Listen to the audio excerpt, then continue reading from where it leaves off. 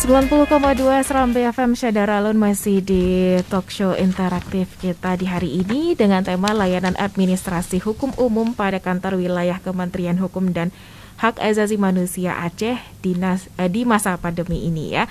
Dan Anda juga bisa mendengarkan live talk show ini di live.serambifm.com, bisa juga berinteraksi di telepon 0811-689020 atau WhatsApp di 0811-689020 ya. Dan kita kembali ke Pak Merah dulu ya. Jadi mungkin kita mau tahu nih Pak, kesulitan atau mungkin hambatan dan juga tantangan selama masa pandemi ini di Kemenkumham sendiri seperti apa Pak? Apalagi Bapak masuk ke situ pas lagi pandemi ya, menjadi kepala ya. Oke Pak, silakan. Ya, terima kasih Mbak Iska. Sebenarnya tantangan tugas dalam masa pandemi itu sama saja, baik di Indonesia secara khusus kita maupun secara umum di dunia-dunia lain juga. Tapi bagaimana kita harus mampu menyesuaikan diri ya, dengan segala bentuk kebijakan pemerintah dalam mengatur dan mengelola tata kerja selama ini. Nah, kita ini kan sudah berulang-ulang diterapkan pembatasan kegiatan masyarakat PPKM ya. Termasuk di lingkungan Kemenkumham juga kami kemarin juga sudah ada surat edaran Sekjen yang terakhir ya, tentang penerapan PPKM ini pada level 3 atau level 4. Nah, prinsipnya kita tetap menerapkan program 5M tadi, prokes ya, 5M. Menjaga jarak, memakai masker, mencuci tangan, menghindari kerumunan dan mengurangi mobilitas kegiatan ya. Nah, oleh karena itu di lingkungan kantor wilayah Kumham Aceh maupun di unit-unit kerja satuan kerja seperti pemasyarakatan imigrasi, upaya pencegahan COVID ini di lingkungan kerja ini tetap kita monitor terus. Bahkan kami setiap ASN di lingkungan Kementerian Hukum dan HAM ini wajib setiap awal bulan itu mengisi aplikasi monitoring kesehatannya. Dan itu memang setiap tanggal 1 sampai tanggal 3 itu semua ASN di lingkungan Kumham itu melaporkan mengisi aplikasi survei kesehatannya itu, dan setiap tanggal 4 kami laporkan kepada Pak Sekjen. Ini apa? Ini bentuk pengawasan kami terhadap bagaimana perkembangan kesehatan seluruh ASN yang ada di lingkungan Kumham, khususnya di Aceh ya. Oleh karena itu di satuan kerja pun baik pemasyarakatan imigrasi menyangkut dengan protokol kesehatan ini sangat ketat. Kami selama ini kan tidak ada kunjungan di Lapas Rutan, tapi kami melayani pengiriman makanan dari keluarga-keluarga mereka. Tetapi dengan tetap menerapkan protokol kesehatan, menggantikan plastiknya. Kadang-kadang memang harus kita semprot di luar, plastiknya harus kita semprot. Ini untuk mencegah penyebaran COVID di dalam. Oleh karena itu adanya pengurangan penghuni dalam pun selama ini lewat program asimilasi COVID, asimilasi di rumah, itu juga kita laksanakan dengan baik di semua lapas rutan dengan memberikan hak-hak mereka itu yang memenuhi syarat, baik secara administratif maupun substantif. Ini upaya kita dalam menyesuaikan kehidupan baru, menyesuaikan hidup baru pandemi COVID-19 ini di lingkungan Kumham. Secara umum kantor wilayah juga demikian. Kalau ada indikasi pegawai yang memang selama ini terkena COVID, langsung mereka kita berikan waktu isolasi mandiri di rumah, atau memang harus rawat ke rumah sakit, kita rekomendasi rawat ke rumah sakit. Saya pikir itu. Baik ya. Dan kita kembali lagi ke Pak Sasmita nih. Selama pandemi sendiri ini apakah ada jumlah penurunan jumlah pengunjungi Kemenkumham ini untuk mengurus berbagai keperluan hukum dan HAM-nya ini Pak, atau mungkin layanan sama hukumnya aja? Ya, terima kasih Kak Iska. Alhamdulillah berkat banyaknya inovasi yang kami miliki, untuk terkait pelayanan-pelayanan kepada masyarakat boleh dibilang tidak menurun. Jadi kenapa? Karena banyak inovasi yang kita lakukan melalui serba online pelayanan itu. Contoh, ketika kita ingin mengurus pembentukan badan hukum, apakah itu PT, CP, perkumpulan, yayasan, firma, bahkan sekarang ini badan hukum koperasi Kak, itu sudah di Kementerian Hukum HAM, tidak lagi di Kementerian Koperasi pembentukan badan hukumnya, karena kami dapat dinilai yang terbaik se-Indonesia di dalam rangka pelayanan kepada masyarakat melalui online. Itu selama 7 tahun berturut-turut kami dinilai oleh sebuah lembaga independen yang dibentuk oleh Menpan sebagai institusi terbaik di dalam memberikan pelayanan. Bahkan Uni Eropa pun mengakui hal tersebut. Pembentukan badan hukum itu kami hanya memerlukan waktu 3 hari. Sudah jadi SK Menteri keluar dan tidak perlu datang ke Jakarta, tidak perlu juga datang ke Kanwil, cukup di notaris, notaris langsung urus ke Jakarta, 3 hari sepanjang semua persyaratan lengkap dan tidak diketemukan adanya hal-hal yang tidak sesuai dengan peraturan, maka SK Menteri langsung keluar. Bahkan inovasi terakhir kita sedang mengupayakan 3 jam Kak. Ke depan ini, mudah-mudahan tahun depan kita bisa laksanakan. Jadi bukan 3 hari lagi, 3 jam pelayanan itu akan kita lakukan. Nah, ini menunjukkan bahwa pelayanan yang berbasis online itu justru memberikan keuntungan yang cukup luar biasa. Pada saat ini alhamdulillah kalau untuk pendapatan negara bukan pajak dari Ditjen AHU tidak menurun Kak. Tetap dan sedikit ada kenaikan. Namun yang lebih cukup signifikan itu pada Direktorat Jenderal Kekayaan Intelektual. Mereka yang ingin mengurus merek, cipta segala macam, malah meningkat Kak. Sampai 35%. Di kondisi pandemi. Padahal di seluruh instansi pemerintah boleh dibilang PNBP itu terjun bebas. Ya contohnya misalkan rekan kami di imigrasi, di Direktorat Jenderal Keimigrasian.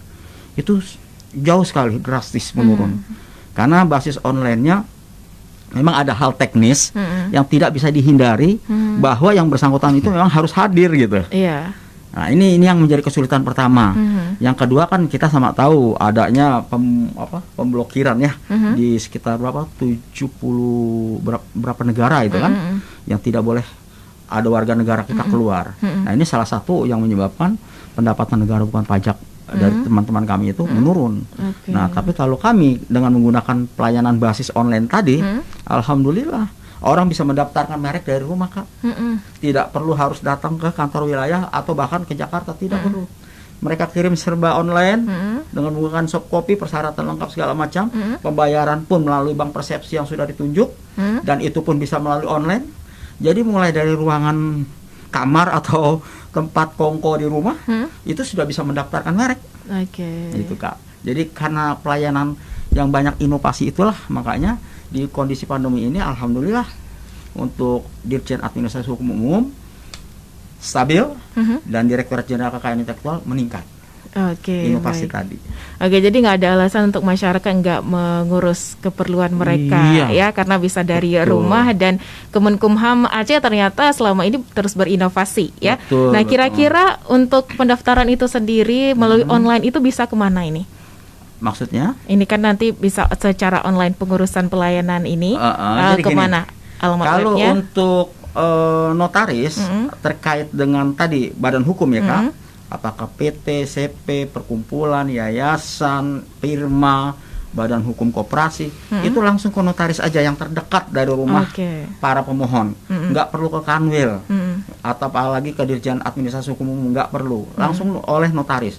Apabila persyaratan lengkap, sudah dalam bentuk soft copy, dikirim terus ke Jakarta, hanya 3 hari Kak. SK Menteri langsung keluar. Dan kita tidak memerlukan tanda tangan basah, tapi cukup tanda tangan elektronik. Namun diberikan pengamanan dalam bentuk QR dan barcode. Jadi sistem SK sekarang gitu, cukup di print oleh notaris, nggak perlu dicetak kayak dulu model sertifikat, ijazah gitu ya, model kayak gitu. Sekarang kita udah nggak membutuhkan itu lagi. Yang penting bahwa itu sudah terdaftar dan ada QR dan barcode dari kami, artinya bahwa data si kepemilikan daripada badan hukum tersebut sudah sangat jelas, sudah terlindungi oleh kami. Seperti itu. Dan satu lagi mungkin yang bisa saya sampaikan, mohon waktu juga, terkait implementasi daripada pasal 109 dan pasal 185 Undang-Undang Nomor 11 Tahun 2020 tentang Cipta Kerja, Omnibus Law. Itu telah melahirkan sebuah badan hukum baru. Bahkan ini belum di launching nih Kak. Saya sedikit mempromo aja, mudah-mudahan kalau sudah memungkinkan akan di launching oleh Direktorat Jenderal Administrasi Hukum Umum. Itu yang namanya perseroan perorangan. Ini belum dikenal sebelumnya, baru sama sekali. Dan persyaratannya pun sangat mudah sekali. Dia tidak perlu membuat akta notaris, tapi cukup nanti mengakses web di Direktorat Jenderal Administrasi Hukum Umum, yaitu mengenai AHU online. Nanti di sana setelah membeli voucher di bank persepsi sebesar 50.000, itu sudah bisa mendaftarkan diri perusahaannya. Dia modalnya tidak dibatasi minimal, hanya maksimal dibatasi sekitar di bawah 5 miliar. Nah, dia cukup menjadi direkturnya dia, komisarisnya dia, pelaksanaannya dia, dan tidak membuat akta notaris. Cukup nanti pada saat dibuka aplikasi tersebut, nanti yang bersangkutan bisa mengisi surat pernyataan doang di aplikasi tersebut. Setelah data-data lengkap, maka tidak dalam waktu lama lagi, diperkirakan hanya 1 hari keluar SK Menteri. Ini lebih canggih lagi dan dikhususkan untuk para pengusaha UMKM. Yang maaf, biar mereka penjual pedagang kaki lima, mereka yang menjual pakai gerobak sekalipun, itu tetap bisa membuat badan hukum perseroan perorangan tersebut. Ini memang amanah dari Undang-Undang Cipta Kerja. Begitulah pemerintah memberikan sebuah kemudahan yang nggak mesti modal puluhan sampai ratusan juta. Ya kan, kalau kita melihat pembentukan perseroan terbatas itu minimal 25% dari modal perusahaan itu harus ditempatkan atau disetor. Tapi kalau ini nggak ada, 0 rupiah. Jadi luar biasa. Bahkan kalau kita lihat awal-awal mau dibentuknya peraturan pemerintah ini, malah tadinya Kemenko Perekonomian udah 0 rupiah aja. Tapi mungkin keputusannya mungkin kurang mendidik ya. Akhirnya walaupun cuma 50.000 tetap dikeluarkan hanya untuk membeli voucher pulsa untuk mengakses daripada perseroan web online daripada Ditjen AHU online namanya. Nah itu perusahaan ini memang dikhususkan untuk pengusaha UMKM.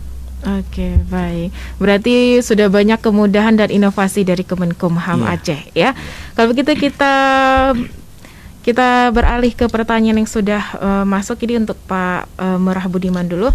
Ini setelah kami mendengarkan paparan dari Bapak tadi terkait layanan administrasi hukum umum pada kantor wilayah Kementerian Hukum dan HAM Aceh, ternyata bagi kami yang awam ini banyak hal yang belum kami ketahui terkait layanan tersebut.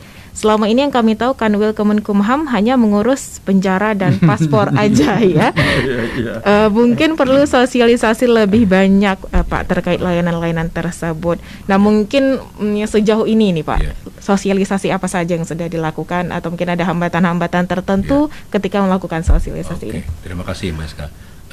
Selama ini khususnya kantor wilayah ini ini Pak Kadiangkum dengan timnya sering turun-turun ke daerah nih. Kita selalu bersinergi, koordinasi dan kerjasama dengan pemerintah daerah. Baik itu dalam melakukan sosialisasi, diseminasi kekayaan intelektual yang ada di daerah. Kita undang para pengusaha UMKM ini, usaha kecil, menengah dan mikro tadi, untuk menyampaikan bahwa ini kekayaan intelektual yang harus kita daftarkan, harus kita patenkan mereknya, kan begitu. Juga terkait dengan kami kan punya tenaga penyuluh ini di kantor wilayah, juga melakukan penyuluhan di tengah-tengah masyarakat, baik itu penyuluhan di kantor wilayah maupun di tengah-tengah masyarakat. Ini kemarin ada yang kita tugaskan ke Indrapuri, terkait dengan berbagai kegiatan yang ada di Kementerian Hukum dan HAM. Apakah itu menyangkut dengan perancangan undang-undang, juga ada tim perancang tersendiri yang menyampaikan himbauan-himbauan dan penyuluhan pada masyarakat. Bagaimana kita melahirkan suatu regulasi yang tepat dan baik. Ada setiap undang-undang yang baru, tim kami juga turun ke lapangan melakukan sosialisasi. Yang jelas semua ini hampir dari barat ke selatan dan timur utara, kita terus melakukan sosialisasi kepada masyarakat terkait dengan kekayaan intelektual ya, indikasi geografi yang ada di daerah. Bahkan ada beberapa daerah yang belum mendaftarkan patennya atau mendaftarkan merek kekayaan intelektualnya, kita serukan pada masyarakat untuk mendaftarkan merek. Jadi lingkungan kerja Kemenkumham itu sangat kompleks. Sangat banyak, tidak hanya terbatas pada paspor dan pemasyarakatan, tapi juga menyangkut dengan pelayanan hukum tadi, ya, baik partai lokal, partai nasional, menyangkut dengan fidusia dan sebagainya sudah disampaikan oleh Pak Kadiangkum, termasuk juga menyangkut dengan kinerja notaris yang ada di daerah. Saya pikir itu, ya. Iya, dan ini masih ada nih Pak, karena ini lagi musim-musim CPNS ya. Jadi izin Pak Kakanwil sekarang lagi masa penerimaan CPNS di Kemenkumham RI. Ini mohon dapat memberikan kiat-kiat agar bisa dapat lolos dalam seleksi CPNS. Oke, baik. Terima kasih, alhamdulillah ya. Secara umum kami lihat memang peminat untuk mendaftar di Kanwil Kumham atau Kementerian Hukum dan HAM cukup tinggi, ya, cukup tinggi. Bahkan ada yang sudah menjadi ASN di instansi di daerah lain, dia minta pindah ke Kumham. Nah, terkait dengan kiat-kiatnya hanya satu, ya, kemauan calon pegawai negeri sipil itu untuk mengikuti tes. Dia harus mempersiapkan diri benar-benar belajar. Apakah melalui bimbingan belajar, apakah melalui belajar soal-soal online yang ada di BKN online ya. Yang jelas seleksi penerimaan CPNS di lingkungan Kanwilkumham maupun di lingkungan Kementerian Hukum secara umum itu bebas dari KKN, bebas dari segala bentuk pungli, tidak ada gratifikasi dan tidak ada suap menyuap. Kita tidak bisa bantu karena ujian sistem komputer assessment test itu sangat murni, itu tanggung jawab BKN. Oleh karena itu hanya diri mereka lah masing-masing yang mampu menjamin dia lulus atau tidak. Ada orang yang sudah lulus tapi belum tentu dia masuk passing grade secara nasional kalau bagi sarjana. Kalau bagi SMA yang untuk penjaga tahanan mungkin ya passing grade, yang penting lulus passing grade, baru kita nanti mereka ikut pada tahap berikutnya seperti kesemaptaan dan wawancara. Memang untuk menuju tahap berikutnya calon ASN ini harus mampu lulus ujian tertulis melalui sistem CAT, dia kan Computer Assessment Test tadi. Ya, itu hanya dialah yang menyiapkan diri, apakah dengan rajin belajar, mengikuti bimbel di luar, mempelajari soal-soal secara online di soal BKN online, itu banyak persiapan-persiapan yang harus mereka lakukan. Seperti itu. Percaya pada diri sendiri, jangan percaya pada calo dan sebagainya. Hindari calo sebagainya. Setuju ya. Terima kasih. Dan ini WhatsApp yang sudah masuk di 0811 68 90 20 dari Pak Adnan. Pak mau nanya kenapa tidak dari dulu ada administrasi yang bagus seperti sekarang ini Pak. Salut sama Pak Merah. Ya. Luar biasa. Ya. Terima kasih Pak Adnan ya, apresiasinya. Memang namanya administrasi hukum umum ya. Ada juga divisi administrasi, tapi beda kan gitu. Divisi administrasi melayani SDM, fasilitasi keuangan dan sebagainya. Sarpras juga. Terkait dengan administrasi hukum umum ini ada di bidang pelayanan hukum. Makanya tadi Pak Kadif Yangkum sudah menjelaskan bahwa yang dilayani di pelayanan hukum itu cukup banyak. Baik masalah HAM, masalah hukum kan, kemudian masalah administrasi hukum secara umum tadi. Terima kasih Pak, kalau memang ada perlu tambahan, konsultasi, koordinasi, kita terima juga di Law Center Kantor Hukum dan HAM. Kita terima di sana memberikan penyuluhan pada masyarakat juga. Oke, baik ya. Dan kita masih akan kembali Syedaralun. Jadi untuk Anda jangan kemana-mana, tetap di 90,2 Serambi FM, Laguna Britada. 90,2 Serambi FM Syedaralun, masih bersama saya Iska Novita di talk show interaktif kita dengan tema layanan administrasi hukum umum pada kantor wilayah Kementerian Hukum dan Hak Asasi Manusia Aceh di masa pandemi ya.